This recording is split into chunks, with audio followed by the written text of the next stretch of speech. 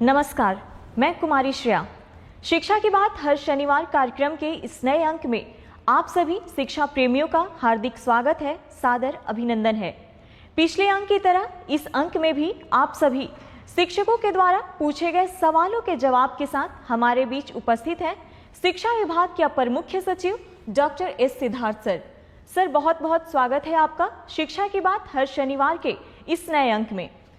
Sir, आज का जो सबसे पहला सवाल है वो ट्रांसफर के संबंध में है। कहते हैं ट्रांसफर के संबंध में कुछ अपडेट देना चाहेंगे। देखिए, जैसे कि आपको पहले मैंने पिछली बार भी बताया कि 1,30,000 टीचर्स का ट्रांसफ़र हम लोगों ने जिले सब आवंटन किए गए थे और साथ ही साथ उनका स्कूल आवंटन की प्रक्रिया सभी जिलों में शुरू हो गई है।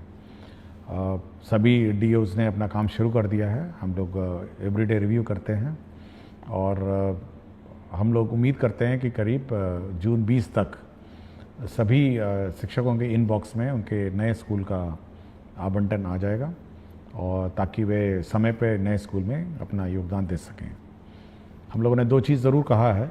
एक तो है कि जैसे ही योगदान वो दूसरे स्कूल में देंगे, जिस भी तिथि को 30 जून से पहले, वे अपने पुराने स्कूल से स्वतः विरमित हो जाएंगे। उनको अलग से विरमिति लेने की ज़रूरत नहीं है। ई शिक्षा को ऑटोमेटिकली उनको विरमित कर देगा।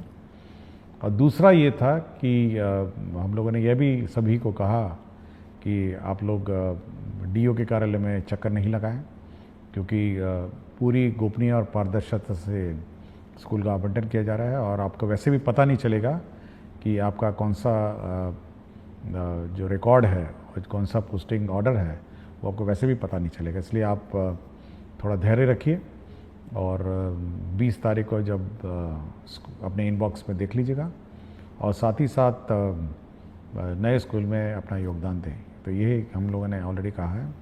और ट्रांसफ़र पोस्टिंग में ज़्यादा चिंता मत करिए। आप लोग अपना छुट्टी मनाइए, अपने छुट्टी पे जाइए, छुट्टी मनाइए और अपने परिवार के साथ समय बिताइए।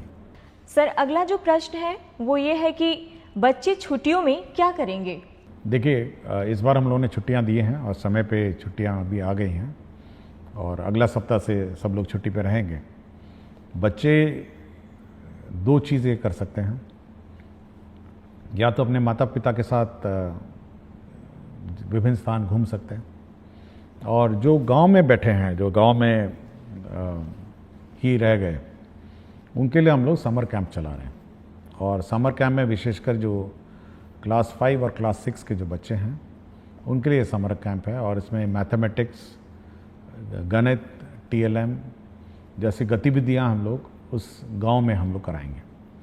तो जो बच्चे घूमने जा रहे हैं अच्छी तरह घूमें और जो बाकी बच्चे बच गए हैं वे समर कैंप में भाग लें और अपना गणित और टीएलएम के माध्यम से मतलब शिक्षा विद जॉय, मतलब खुशी खुशी अपना कोई लें। दूसरा है कि हम लोगों ने, आपको जानकारी होगा, हम लोगों ने होमवर्क भी सभी कक्षाओं के लिए वेबसाइट में डाला है और सभी स्कूल के जो टीचर्स हैं वो डाउनलोड करके बच्चों को अपना होमवर्क लिखवाएंगे। तो जब भी आपको समय मिले तो बच्चे अपना होमवर्क करें और अभिभावक से अनुरोध है कि वे बच्चों को अपना होमवर्क करने में मदद करेंगे। सर, एक शिक्षिका हैं प्रियदर्शिनी नवादा से, कहती हैं छात्रों को गर्मियों की छुट्टी में दिए गए गृह कार्य को लेकर क्या विभाग द्वारा कोई अभिभावकों के लिए वीडियो या ऑडियो संदेश या व्हाट्सएप मैसेजिंग सामग्री साझा की जाएगी जिससे वे सही ढंग से मार्गदर्शन कर सकें? देखिए, हम लोगों ने चिट्ठी दी है और ऐसा कोई हम लोग वीडियो मैसेजेस नहीं देंगे। मेरा इतना ही है कि जो अभिभावक हैं, क्योंकि अब 24 घंटे बच्चों के साथ अभिभावक रह पाएंगे, तो एक पढ़ाने की आदत उनको पड़ी होनी चाहिए, मतलब बच्चों को। और हम लोगों ने जो चिट्ठी में लिखा है कि अगर घर पे हैं तो एक पढ़ने का स्थान वो निर्धारित करेंगे जहाँ पर बच्चे बैठ के पढ़ेंगे, या तो टेबल चेयर या चटाई पे, और एक वातावरण उस प्रकार का घर पे बनाएंगे जहाँ पे बच्चे एक कोने में बैठ के पढ़ें। थोड़ा पोस्टर्स लगाएं, गणित के पोस्टर्स लगाएं और चार्ट पेपर लगाएं, ये सब थोड़ा वातावरण बने। तो जो बच्चे घर पे हैं, हम चाहते हैं कि एक पढ़ने की ललक माता पिताओं के साथ बैठ के हो उसकी, और ये लर्निंग प्रोसेस जो है उसको और रुचिकर बनाने की कोशिश करें, ताकि जब वे स्कूल में बाद में आएँ तो एक पढ़ने की ललक उसमें हो और एक पढ़ने की आदत हो, और बच्चे खेलें कूदें। मतलब छुट्टी का समय है, बरसात भी आई गई है, तो बच्चे अपना खुशी मनाएंगे। और जो बच्चे माता पिताओं के साथ घूमने गए हैं तो अपने जहाँ जहाँ स्थल गए हैं वहाँ पे लर्न करेंगे और सीखेंगे।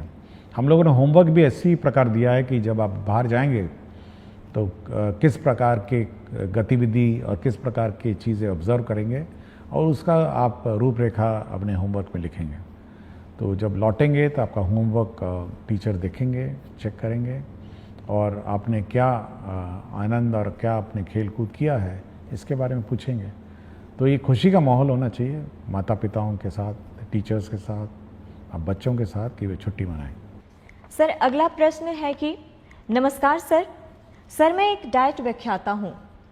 सर हम लोगों की छुट्टी से संबंधित अक्सर अलग अलग आदेश निकाले जाते हैं और उस आदेश के तहत हम लोगों को आर्थिक, शारीरिक के साथ साथ पारिवारिक समस्याओं का सामना करना पड़ रहा है। जैसे 3 दिन से अधिक की छुट्टी प्राचार्य स्तर से नहीं बल्कि निदेशक महोदय के स्तर से होगी। सर हम लोग मानसिक उत्पीड़न से गुजर रहे हैं, कृपया समाधान करने की कृपा करें। देखिए, अभी कुछ दिन पहले जो SCRT के डायरेक्टर ने पूछा कि सर स्कूलों में तो बंद है, क्या हम लोग ट्रेनिंग समर वेकेशन में कराएं नहीं कराएं। तो मैंने उनसे स्पष्ट कहा कि जब सब स्कूल बंद हैं, सब टीचर्स बाहर हैं, तो आप किस चीज़ का ट्रेनिंग कराएंगे। तो मेरे ख्याल से हम लोगों ने मना कर दिया, भाई जब टीचर्स ट्रेनिंग छुट्टी पे हैं तो डाइट उसके दौरान नहीं होगी। दूसरा है, हम लोग का ये विचार है कि जो छुट्टियां हैं वो सब ऑनलाइन ली जाए और प्रक्रिया भी ऑनलाइन हो। टीचर्स की जो प्रक्रिया है हम लोग ने स्पष्ट कर दिया है कि ऑनलाइन होगी, और आपको जानकारी होगा कि कुछ ही दिन पहले हम लोगों ने ये गाइडलाइन इशू किया है, इसमें स्पष्ट किया है कि किस प्रकार की छुट्टी कौन स्वीकृत करेगा और कितने दिनों में स्वीकृत करेगा। तो छुट्टियां स्वीकृति में स्पष्टता होनी चाहिए, ये हम लोगों का मत है। टीचर्स के लिए हम लोगों ने कर दिया है, तो डाइट के लिए भी हम कर देंगे। सर अगला सवाल कुमारी निधि प्राथमिक विद्यालय सुहाग किशनगंज से करती हैं। कहती हैं, एसीए सर को मेरा प्रणाम। महोदय, मेरे विद्यालय में शून्य निवेश पर एक निपुण बाल मंच कोना बनाया गया है, जिसमें बच्चे अपने मन की करते हैं और अपने द्वारा लिखी हुई कविताएं, कहानियां, अपने द्वारा हस्त निर्मित वस्तुएं और जो भी उन्हें मन करता है वह वहां पर बनाकर प्रदर्शित करते हैं। क्या ऐसा निपुण बाल मंच कोना हर विद्यालय के लिए तैयार किया जा सकता है? महोदय, यह बच्चों के लिए काफी रोचक, उत्साहवर्धक और रचनात्मक रहेगा। धन्यवाद। देखिए, मैं इस निपुण बाल मंच को देखना चाहूँगा, क्योंकि अब तो छुट्टियाँ हैं, तो जब भी खुलेगी तो मैं ज़रूर इस निपुण बाल मंच को देखना चाहूँगा। और मेरा अपना मानना है कि जो बच्चे अपने स्वतंत्र और स्वच्छ भाव से जब कोई भी चीज़ की रचना करते हैं तो वह उत्कृष्ट होती है, और अपने जो भावनाओं का जो प्रकटीकरण है वो मतलब बिल्कुल स्वतंत्र रूप में जब करते हैं तो बिल्कुल उच्च कोटि का होता है। तो सभी स्कूलों को यह उम्मीद और कोशिश होनी चाहिए कि बच्चों की जो भावनाएं हैं, बच्चों का जो हुनर है, उसको प्रकट करने का मौका देना चाहिए। और मैं ज़रूर इस विद्यालय में इस मंच को देखना चाहूँगा जब भी मुझे समय मिलेगा। सर अगला सवाल, मैं एक भुक्तभोगी डाइट व्याख्याता हूँ। सर मुझे जानना है कि एक शिक्षक या व्याख्याता कितने घंटे तक बिना थके पूरी ऊर्जा के साथ पठन पाठन का कार्य निर्बाध रूप से जारी रख सकते हैं। सर हम लोग सुबह 8 बजे से प्रशिक्षण शुरू करते हैं और 6:30 तक ये चलता रहता है। सर विगत कुछ वर्षों से इस तरह का थकाऊ, उबाऊ और नीरस प्रशिक्षण देते देते हम लोग ऊर्जा विहीन हो चुके हैं। कृपया मार्गदर्शन देने की कृपया करें। देखिए, बड़ी चिंता का विषय है। मैंने और मेरा अपना मत है कि जो भी टीचर है, जब तक वो एंजॉय नहीं करेगा अपना टीचिंग प्रोसेस को, तो कुछ नहीं डिलीवर करेगा, खड़ा रहेगा, रूटीन वे में कुछ पढ़ाएगा। तो हम लोग की कोशिश है कि फर्स्ट हाफ में रीडिंग राइटिंग और ये सब जो भारी भड़कम टीचिंग है वो होनी चाहिए, और सेकंड जो पार्ट है जो लंच के बाद है उसमें रोल प्लेज होना चाहिए कि टीचर को कैसे पढ़ाना है, स्टूडेंट्स को कैसे इंटरेक्ट करना है। तो हम एक बार फिर से इसको रीलुक करेंगे छुट्टियों में कि कैसे पाठ्यक्रम पढ़ाए जाए, क्योंकि हेवी पाठ्यक्रम पढ़ा के आप डिलीवर नहीं कर सकें। और हम लोग का उद्देश्य जो है बेसिकली डाइट का वो सब्जेक्ट पढ़ाना नहीं है। हम लोग का उद्देश्य यह है कि बच्चे कैसे पढ़ाया जाए, बच्चे अध्ययन कैसे करेंगे और बच्चों का जो एक्टिविटी है वो कैसे हो, इस पर ज़्यादा ध्यान है। नॉट कि बैठ के फिजिक्स पढ़ाएं, केमिस्ट्री पढ़ाएं, ये हम लोग का काम नहीं है। इसलिए इसको एक बार डिज़ाइन करेंगे, और जब भी समर वेकेशन के बाद डाइट और एससीईआरटी के कोर्सेज शुरू होंगे तो एक नए लुक में हम लोग इसको लॉन्च करेंगे। सर, एक शिक्षक हैं संजय यादव, उत्क्रमित मध्य विद्यालय कोडरा हाता, हथवा, गोपालगंज से, कहते हैं, महोदय, आपके द्वारा अभिभावक शिक्षक संगोष्ठी के लिए एक कैलेंडर जारी किया गया है। अभी से पूर्व भी संगोष्ठी का आयोजन कई मर्तबा किया जा चुका है, पर संगोष्ठी से संबंधित प्रधानाध्यापक और प्रभारी प्राचार्य के नाम से जो पत्र कल के डेट में आपकी तरफ से निर्गत हुआ है वह हमें यह सीख देती है कि किसी आयोजन अथवा मौका को अत्यंत महत्वपूर्ण कैसे बनाया जाता है। क्या इस मौके पर हम अपनी कक्षाओं के बच्चों का मासिक मूल्यांकन रिपोर्ट अभिभावकों को बता सकते हैं ताकि हमारे बच्चे का अपडेट अभिभावकों को मिल सके? देखिए, आज शनिवार है और आज छुट्टी से पहले संगोष्ठी के लिए संबंध में मैंने पत्र लिखा था।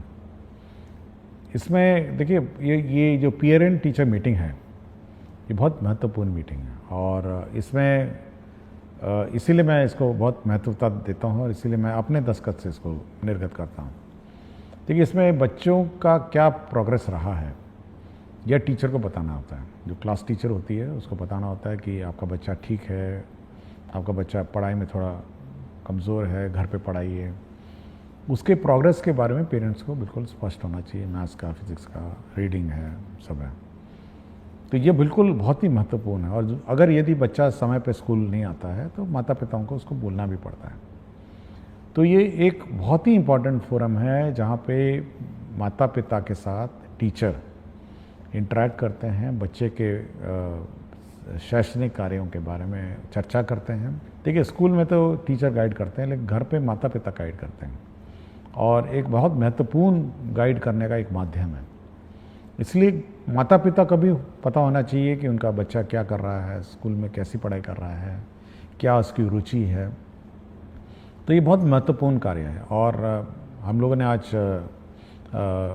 जो लास्ट पेरेंट टीचर मीटिंग है छुट्टी से पहले, वह इसीलिए किया कि बच्चों को पता होना चाहिए कि स्कूल ने उनको होमवर्क दिया। हो सकता है माता पिता को नहीं पता चले कि आज होमवर्क भी दिया है, या पेरेंट्स को क्या करना है, समर कैंप के बारे में वो जानकारी देंगे, और पेरेंट्स को क्या छुट्टियों में बच्चों के साथ करना है इसके बारे में गाइड करने के लिए ही आज जो पेरेंट टीचर मीटिंग का आयोजन किया जा रहा है।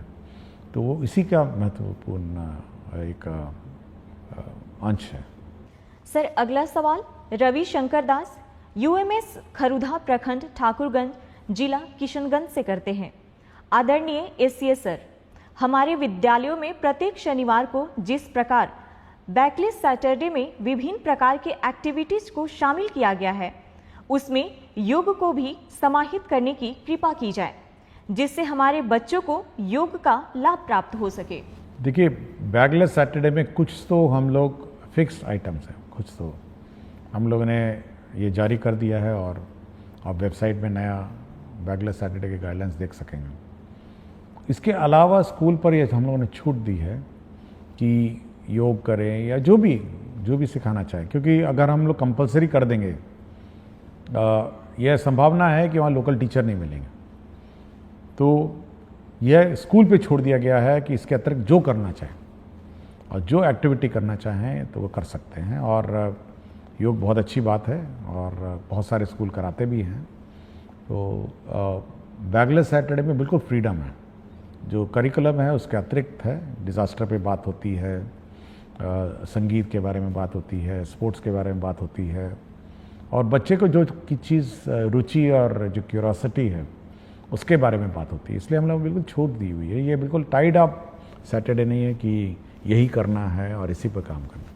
सर, एक शिक्षिका है बेबी कुमारी गोनवा पोवारी उच्च विद्यालय से, कहती हैं सर, क्या हर महीने होने वाली अभिभावक शिक्षक संगोष्ठी के लिए कोई एकीकृत रिपोर्टिंग प्रारूप या पोर्टल विभाग उपलब्ध कराएगा जिससे सभी विद्यालय एक समान रूप से रिपोर्ट भेज सके? देखिए, इतना रिपोर्ट अगर आने लग जाए तो हम लोग का तो विभाग बिल्कुल का सर चकरा जाएगा, और ज़्यादा रिपोर्ट हम लोग को चाहिए भी नहीं। हम लोग देखिए, हम लोग ये उम्मीद करते हैं कि अभिभावक और जो शिक्षकगण उस स्थानीय स्तर पर समस्याओं का समाधान करेंगे, स्थानीय स्तर पर अपना हल निकालेंगे। अब हर चीज़ हम रिपोर्ट लेके, हर चीज़ हम अगर इकट्ठा करने लगे तो उसका कोई हल हम नहीं निकाल पाएंगे।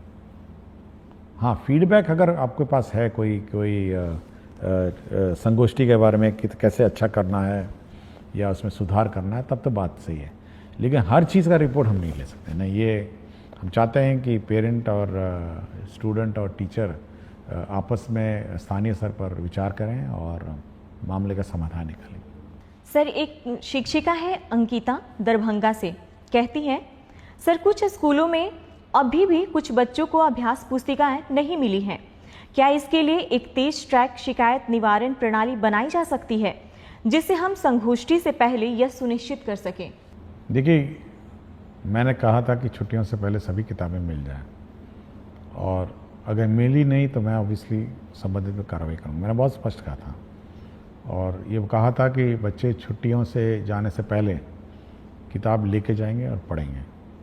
एक बार हम लोग रिव्यू करेंगे अभी, क्योंकि छुट्टियां हैं, कि किस किस को किताबें नहीं मिली और किस कारण से नहीं मिली। लेकिन ये यदि नहीं मिली है तो बड़ा चिंता का विषय है। मैं पहले भी बोल चुका हूँ, और पिछली बार भी मैंने कहा, एक बच्चे ने किताबों के बारे में चर्चा भी की थी, तो अगर नहीं मिली तो मैं इस पर एक बार समीक्षा करूँगा और देखेंगे, इसको कोई रिजॉल्व करने की कोशिश करूँगा।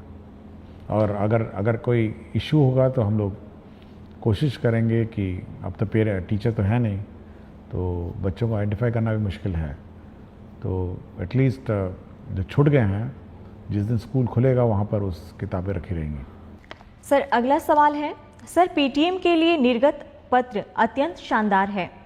आप तो सबसे बड़े पदाधिकारी हैं, हम शिक्षक तो पीटीएम अच्छे से ही करेंगे, पर शिक्षा विभाग के पदाधिकारी यदि विद्यालयों में पीटीएम को देख पाते तो निश्चित रूप से इसकी गुणवत्ता में बढ़ोतरी होती। देखिए, पीटीएम के बारे में हम लोगों ने ज़रूर आंकड़े मांगे हैं कि कितने बच्चे आए थे, कितने माता पिता आए थे और क्या चर्चा हुई थी। तो एक गूगल शीट हम लोगों ने निदेशक के माध्यम से हम लोगों ने निर्गत किया है, तो उतना डेटा तो हम लोग को आ ही जाएगा कि कितने माता पिता पेटीएम आए थे और क्या हुआ था। मैंने जैसा कहा, देखिए, हर चीज़ को अब हम लोग इतनी क्षमता भी नहीं है कि इतनी बड़े 77,000 स्कूल में पीटीएम हो रहा है, तो मॉनिटरिंग है। बट हाँ, फ़ोटो है उसमें, आपके पीटीएम का फ़ोटो है कि सच्ची में पीटीएम हुआ था या नहीं हुआ था, ये सब रिकॉर्ड्स है। और मैं चाहता हूँ कि कुछ ज़्यादा मतलब मॉनिटरिंग, इतनी मॉनिटरिंग मत करवाइए कि मतलब व्यवस्था में हम कन्फ्यूजन में हो जाएं। टीचर्स और स्टूडेंट और पेरेंट्स अपनी कोई व्यवस्था करवाइए और इस व्यवस्था को अपने संचालन कराइए।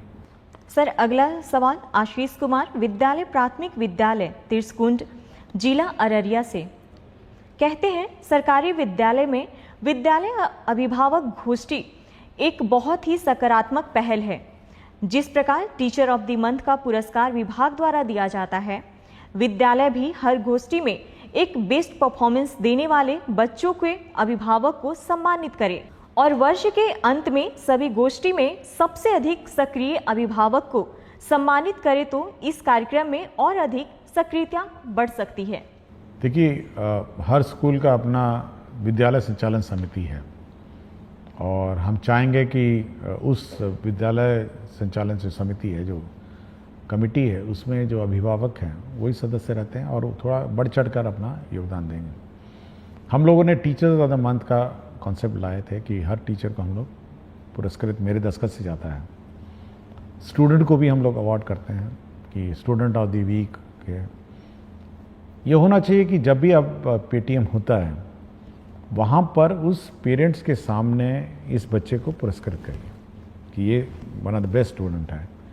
इससे दो कारण हो सकते हैं। एक तो जो अभिभावक हैं वो प्राउड फील करेंगे, देखिए मेरे बेटे को स्टूडेंट ऑफ द वीक या 15 दिन में जो भी है अपना फोर्टनाइट है इसको पुरस्कार मिला। और दूसरे जो अभिभावक हैं उनको ये प्रेरणा होगी कि भाई मेरा बच्चा भी अच्छा परफॉर्म करे।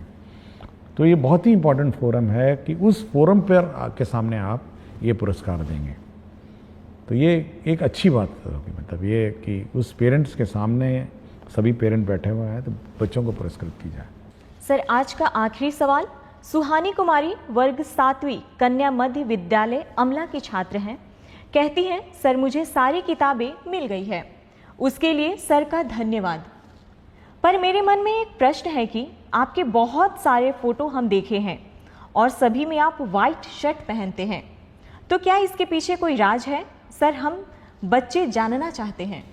देखिए, पिछली बार आपने प्रश्न उठाया था आपकी किताबों के बारे में, तो अच्छी बात है किताबें मिल गई हैं। और एक और प्रश्न भी था कि सुपौल में एक स्कूल था जो नया बना हुआ था और उसका संचालन नहीं हो रहा था, वो भी शुरू हो गया था मंडे को, वो भी शुरू हो गया। तो जो भी प्रश्न पिछले बार इश्यूज़ उठे थे उनका समाधान हो गया है। जहाँ तक वाइट शर्ट की बात है, देखिए इसकी दो कारण हैं। देखिए, हर स्कूल का अपना यूनिफॉर्म होता है, उसका ये कारण होता है कि सभी बच्चे मतलब एक तरह दिखते हैं, मतलब नीले कमीज़ों में दिखते हैं। और दूसरा, उनको उस कमीज़ पे ज़्यादा ध्यान नहीं देना है। मतलब जब स्कूल के लिए तैयार होकर आते हैं तो एक ही कमीज़ है, मतलब नीली कमीज़ पहननी है, नीली पैंट पहननी है या निकर पहनना है। और उसी प्रकार मेरा भी जो कबर्ड है उसमें ऑफिस के लिए जब तैयार होता हूँ तो केवल दो ही प्रकार के कपड़े हैं, वाइट कमीज़ें हैं और ब्लैक पैंट है। तो मुझे ध्यान और मुझे दिमाग नहीं लगाना पड़ता है कि आज सुबह ऑफिस में क्या पहन के जाऊंगा। उसी वाइट में से एक शर्ट उठाता हूँ, उसी ब्लैक पैंट में पैंट पहनता हूँ और मुझे अपने मन और मस्तिष्क में तनाव नहीं रहता है। एक तो फॉर्मल है, मैं तो कोई रंगीन नहीं पहन सकता हूँ और मतलब जीन्स और टी शर्ट पहन के तो ऑफिस नहीं जा सकता। एक बहुत ही सभ्य और फॉर्मल ओकेशन है। और दूसरा ये है कि ज़्यादा दिमाग लगाने की आवश्यकता नहीं मुझे। ज़्यादा दिमाग अपने काम पे लगाइए, ज़्यादा दिमाग अपने मतलब जो आज दिन भर करना है उसके बारे में सोचिए कि आज दिन भर क्या करना है। तो ज़्यादा दिमाग मेरा उसी में लगता है। और जब मैं नहाता हूँ तब सोचता हूँ कि आज दिन भर का क्या काम है, उसको रिवाइज़ करता हूँ कि ऑफिस जाऊँगा तो ये करूँगा, फिर 11 बजे ये करूँगा, 12 बजे ये करूँगा, 12:30 इन लोगों को मैंने समय दिया है और 1 बजे 1:30 बजे मैं खाना खाने आऊँगा, फिर 3 बजे ये करूँगा। तो पूरा रिवाइज़ होता है, एक पूरा प्रक्रिया। जब मैं तैयार हो रहा था तो पूरा मेरा दिनचर्या बिल्कुल रिवाइज़ होता है, मेरे दिमाग में बैठा रहता है। मुझे कभी भी एंगेजमेंट पैड देखने की ज़रूरत नहीं है कि आज दिन भर मुझे क्या करना है। और पूरा कंठस्थ याद रहता है कि शाम 7 बजे 8 बजे आज किसी की शादी में जाना है, आज किसी के सालगिरह में जाना है, ये भी नपा तुला रहता है। तो इसलिए ये दिमाग बिल्कुल नहीं लगाना पड़ता मुझे। और कमीज और पैंट और शर्ट में मैं ज़्यादा दिमाग नहीं लगाता। वाइट शर्ट और ब्लैक पैंट यही दो है जो मैं ऑफिस पहन के जाता हूँ। इसके अंदर मैं कोई रंग नहीं पहनता हूँ। इसलिए मैं बच्चों को भी कहता हूँ अपना यूनिफॉर्म पहनिए, सभी लोग यूनिफॉर्म पहनिए, सब इज्जत से दिखेंगे और ज़्यादा माथापच्ची नहीं है। कभी कभी मैं देखता हूँ बच्चे यूनिफॉर्म नहीं पहनते, कोई रेड टी शर्ट पहना हुआ है, कोई वाइट टी शर्ट पहना हुआ है, तो एक तो भिन्नता हो जाती है ना स्कूल में, एक जैसे दिखते नहीं हैं, समानता नहीं है स्कूल में। और अगर हम लोग छोड़ दें बिना यूनिफॉर्म के तो आप सोचते हैं कि जो अमीर बच्चा है वो अमीर बच्चे की तरह ड्रेस करने लग जाएगा, जो गरीब बच्चा है वो गरीब की तरह ड्रेस करने लगेगा। एक कंपटीशन और प्रतिस्पर्धा हो जाएगी कि देखिए वो बहुत अच्छा पहन के आई है, वो बहुत अच्छा पहन के आया है, हम भी पहनेंगे।